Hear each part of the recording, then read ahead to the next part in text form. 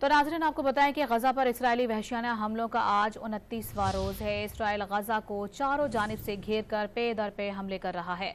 मराकज़ सेहत को भी ना बख्शा गया। इसराइल की काबिज फौज ने गाजा पट्टी में अल-कुद्स अस्पताल के इर्द गिर्द बमबारी की और उसके चंद मिनट बाद ही अल-शिफा अस्पताल के गेट पर बम गिराए।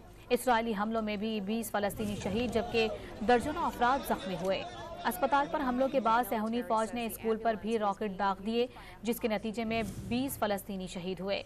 स्कूल में बेघर होने वाले फलस्तीनियों की बड़ी तादाद मौजूद थी। इसराइली फौज ने अल-शिफा अस्पताल पर बमबारी का एतराफ़ करते हुए कहा कि हमास दहशतगर्दों को निशाना बनाया गया है। ताहम फलस्तीनी वजारत सेहत ने इसराइली दावों को मुस्तरद करते हुए कहा कि इसराइली अफवाज ने जख्मी को ले जाती हुई एम्बुलेंस को निशाना बनाया है। आलमी इदारा सेहत ने एम्बुलेंस पर हमले पर सदमे का इजहार करते हुए कहा कि तिब्बी अमले और तिब्बी मराकज़ को तहफ़्फ़ुज़ हासिल होना चाहिए। 7 अक्टूबर से अब तक गजा पर इसराइली हमलों में तकरीबन 4000 बच्चों समेत शहीद फलस्तीनियों की मजमूई तादाद 9200 से तजावुज़ कर गई है, जबकि 32000 से ज़ायद जख्मी हुए हैं। गजा की वजारत सेहत का कहना है कि मकबूजा पट्टी के 16 अस्पतालों को नाकाबिल इस्तेमाल करार देकर बंद कर दिया गया है।